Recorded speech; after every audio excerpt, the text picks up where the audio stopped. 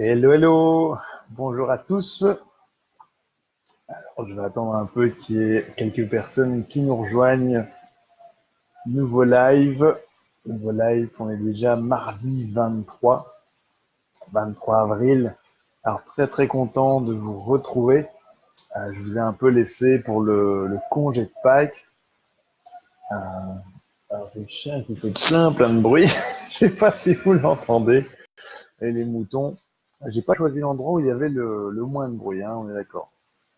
Alors, je vais attendre une petite minute ou deux avant de voir s'il y a des personnes. Ah bah voilà, je vois qu'il y a des personnes qui nous rejoignent. Salut, salut. Allez, faites un petit like en bas, un petit pouce vers le haut pour dire que vous êtes là. Comme ça, je sais voir qui est là et qui va participer évidemment au live en cours. Allez, voilà, on va attendre une petite minute encore. Alors aujourd'hui, j'ai décidé de vous faire une vidéo. Ah tiens, j'ai oublié de mettre le titre de la vidéo, c'est pas grave. Je le mettrai à la fin. Alors, c'est par rapport aux 3-4 jours que j'ai passé. Alors, j'ai reçu des messages de certains qui me disaient, mais écoute, j'ai pas vu le live ni vendredi, non, ni samedi, ni dimanche, ni lundi. Et effectivement, il n'y en a pas eu tout simplement parce que j'étais moi-même en congé. J'ai fait de la randonnée, 20 km dimanche, non, 20 km samedi, 22 lundi et dimanche en famille, hein, pour passer. Ah, voilà, je vois qu'il y a d'autres personnes qui nous rejoignent. Bonjour à tout le monde. Et, euh, et donc, voilà, je suis très très content de vous retrouver. Là, c'était la reprise. J'espère que vous avez bien repris ce matin, peut-être après un congé de Pâques également pour vous. Moi, j'avoue que ça a vraiment fait du bien de prendre un petit congé. J'avoue que de temps en temps, il faut ça pour décompresser. Alors aujourd'hui, je vous fais une vidéo sur un peu un sujet qu'on m'en a déjà parlé, je veux dire un peu en filigrane lorsque les gens discutaient. C'est d'un côté, on a ce qu'on appelle vraiment des problèmes, et de l'autre côté, on a des tracas. Et quelque part, c'est se poser la question, mais comment est-ce qu'on fait la différence entre les deux? Parce qu'avoir des problèmes et des tracas, c'est complètement différent. Je pense qu'un tracas, c'est vraiment quelque chose de passager, ça va vous embêter sur quelques minutes, voire quelques heures, et puis hop, ce sera résolu. Par contre, un problème, ben, ça demande vraiment une solution profonde et récurrente, sans quoi, eh ben, tant que c'est pas résolu, ça va pas franchement fonctionner, ça va pas vraiment marcher.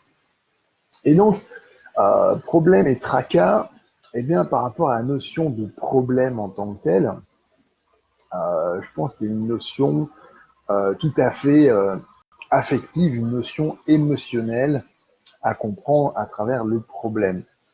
Et même le tracas finalement, mais à une moindre échelle, je vais dire. Et tout ça va être lié à l'émotion avec laquelle, évidemment, vous allez gérer ce problème, ce tracas. Alors, je prends par exemple, vous l'avez certainement vu récemment, la cathédrale de Notre-Dame à Paris. Il y en a qui ont vu les photos de la cathédrale de Paris, c'est un petit pouce en bas. Vous l'avez peut-être vu brûler sur ces images, c'est passé pendant des heures et des heures à la TV. Même si vous n'avez pas la TV, vous avez certainement vu ces images dans les journaux, sur les réseaux sociaux, bref, partout, ça a inondé complètement l'actualité des derniers jours. Et donc, en fait, qu'est-ce qui se passe? Il y a un événement émotionnel. Et qu'est-ce qui se passe? Il y a une émotion intense qui est libérée.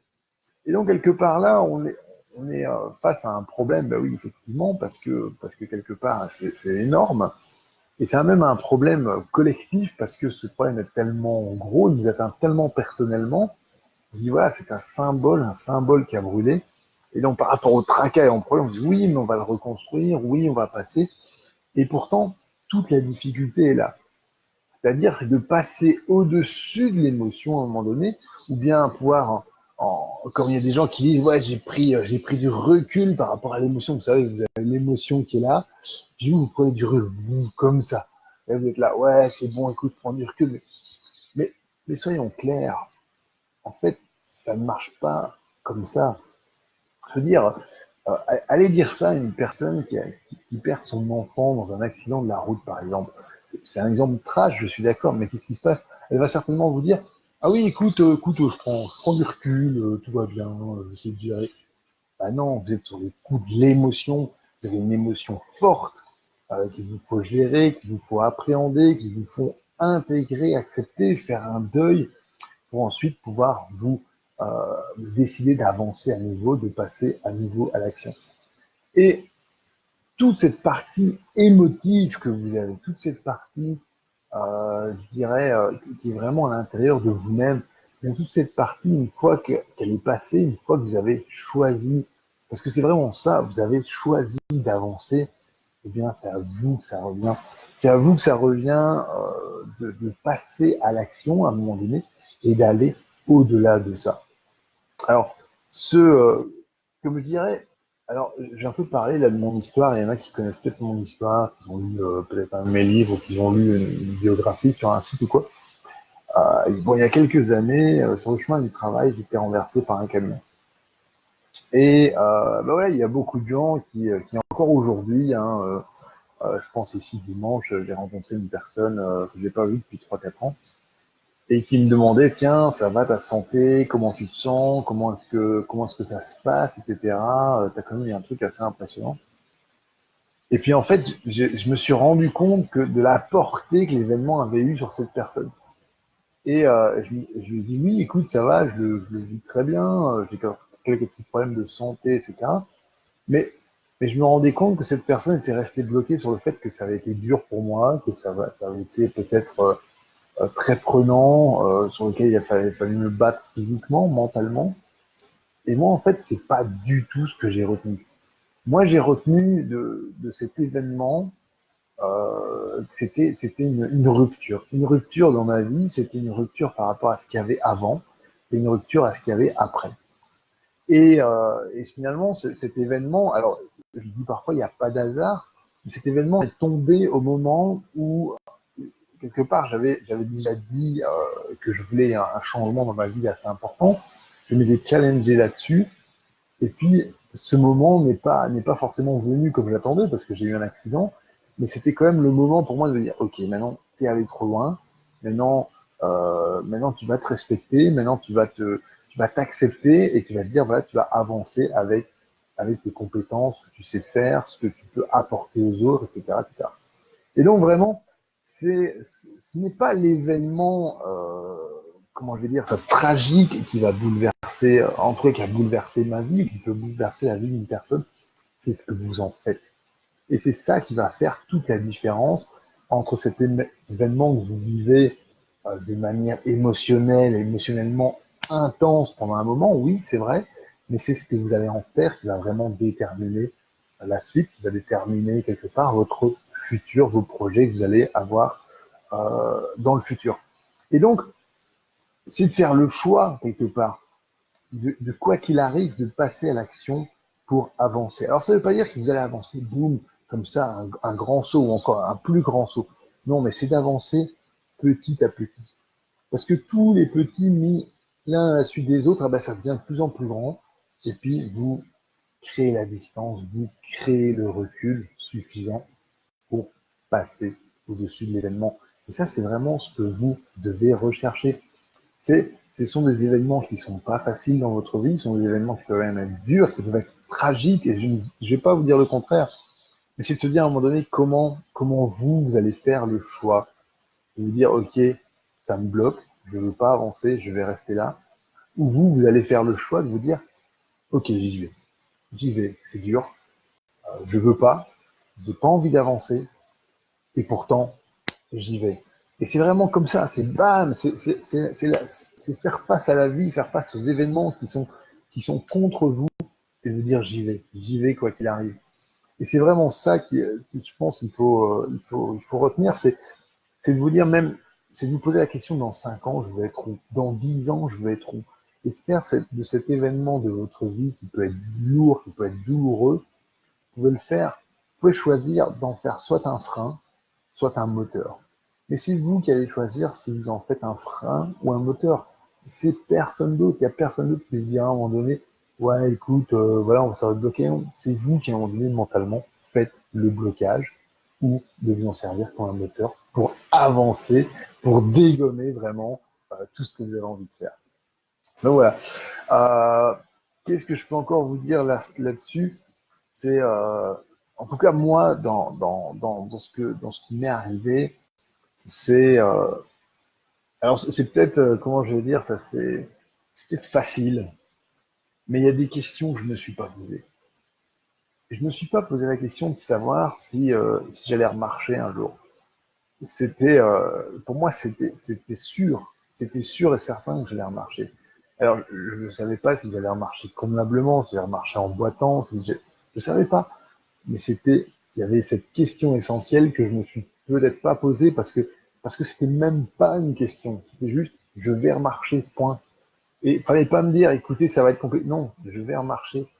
Et donc, à un moment donné, c'est ça. C'est, j'écoutais une vidéo, non, c'était un audio, et la personne qui disait, dit, oui, il faut trouver son ikigai. Alors, quand j'ai entendu ce mot-là, ikigai, je me suis dit, mais qu'est-ce que c'est que ce truc, trouver son ikigai? Qu'est-ce que c'est que ce bazar-là?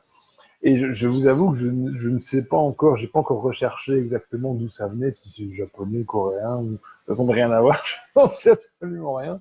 Mais par contre, il disait, et je les ai notés pour vous, c'est que ça comprenait quatre choses.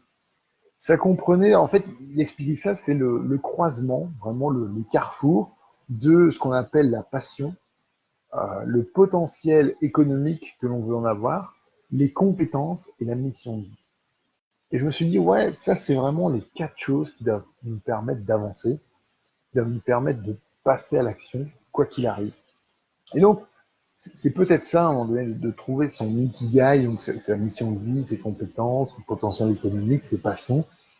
Et je pense que, alors, j'ai pas écouté l'audio jusqu'au bout, j'étais en voiture, etc. Mais ce que je m'en faisais comme remarque, c'était que et ça c'est personnellement, je suis pas convaincu qu'on trouve les quatre en même temps. Je pense que ça arrive pour une minorité de personnes. C'est très rare en soi d'avoir ces quatre choses en même temps. Mais par contre, quoi qu'il arrive, quoi que l'on puisse en penser, moi je suis convaincu d'une chose, c'est que il faut essayer de tendre vers ces quatre choses-là, cette passion, ce potentiel économique, ces compétences, cette mission de vie. Et quelque part, alors c'est un exemple que j'adore reprendre parce que je le trouve hyper parlant, enfin en tout cas pour moi ça me parle, c'est de se dire oui mais je sais pas quoi faire, je sais pas quoi faire, mais justement si vous savez pas quoi faire, vous avez le champ du possible, vous pouvez tout faire si vous savez pas quoi faire. Vous n'êtes pas comme quelqu'un qui se dit ouais moi je veux juste, j'en sais rien, moi je veux juste travailler dans les jardins, non, si vous savez pas quoi faire, eh ben, vous pouvez tout faire.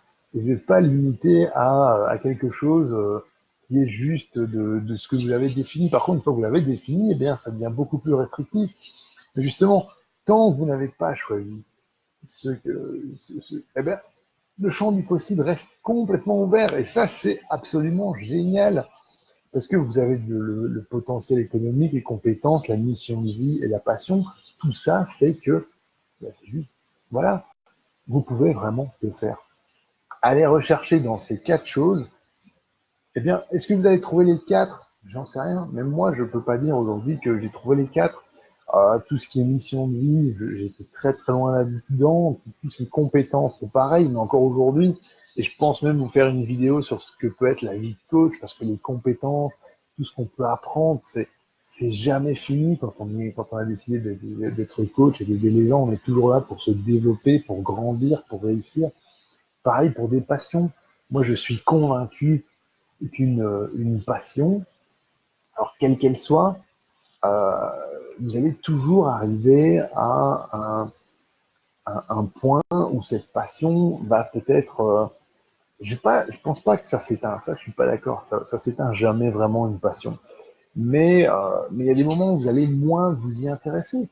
Et c'est normal parce que imaginez que vous ayez toujours la même passion pour ce que vous voulez faire, qui est, je sais pas moi, ben, même collectionner des timbres, par exemple. Moi, j'ai commencé à collectionner des timbres quand j'étais adolescent.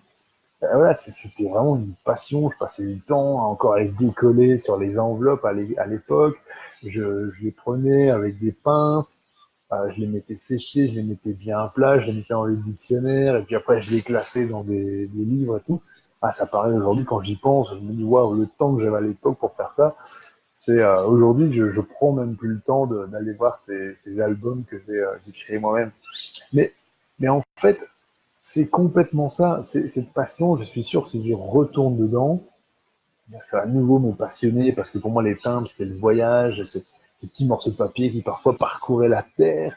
Et j'étais envieux par rapport à ça. Je me dis, mais enfin, qu'est-ce que c'est génial d'être un timbre, ça parcourt la moitié de la planète. Parfois, ça me fait le tour du monde juste pour venir, hop, chez moi, dans ma boîte aux lettres. Je trouvais ça juste passionnant. Et voilà, ça me passionne et je pourrais vous en parler aujourd'hui pendant des heures, des timbres. Mais voilà, et c'est quelque chose qui renaît, c'est quelque chose qui revient. Et pourtant, pendant des années, eh bien, c'est quelque chose qui s'est estompé, quelque chose que j'ai perdu de vue à un moment donné, tout simplement parce que cette passion n'est pas la même à tout moment. Donc voilà, par rapport à cette vidéo dont je vous ai parlé, vraiment, j'ai commencé en vous expliquant la différence entre problème et tracas, le fait qu'il y avait l'émotion qui peut être liée, qui va vraiment créer un événement. Par rapport à cet événement, il faut que vous choisissiez. Vous choisissiez si cet événement, ce sera quelque chose qui vous freinera ou quelque chose qui vous servira de moteur. Et c'est vraiment ça la grosse différence qu'il y aura. C'est cette, je faisais comme ça avec mes mains, cette prise de recul que vous pouvez avoir, c'est complètement ça. Ne pas oublier que ce n'est pas l'événement tragique qui va bouleverser votre vie, mais vraiment ce que vous en faites. C'est de définir ce que vous voulez être dans 5 ans ou 10 ans, parce que ça laisse le champ du possible ouvert à tout ce que vous voulez. C'est ça qui est juste génial. Il y a plein de gens qui me disent, ouais, mais tu sais, en 5 ans, 10 ans, je sais pas où je serai. Mais non, ben j'adore. Mais justement, et définissez avec tout ce que vous voulez, où vous voulez y être. Vous allez voir, c'est juste l'éclate, c'est juste génial. Et franchement, faites-le. Le seul risque que vous prenez, c'est que ce que vous définissez comme votre futur dans 5 ans ou 10 ans, et bien tout simplement, ça se réalise. C'est cool, c'est cool. Donc voilà, je vous ai enfin parlé de l'ikigai par rapport au carrefour de ce qu'est la passion, le potentiel économique, les compétences et j'en oublie un qui est la mission de vie. Voilà, voilà, je vous laisse ici pour ce 18-15. Très heureux de vous avoir retrouvé. On se revoit demain pour votre prochain 18-15. Je rends compte qu'on est déjà le 23, donc globalement, il reste 7 jours, je calcule bien.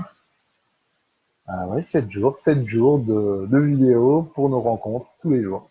Allez, je vous dis à demain, une très très bonne journée, fin de journée à vous, et on se revoit demain pour votre 18-15. Ciao, ciao!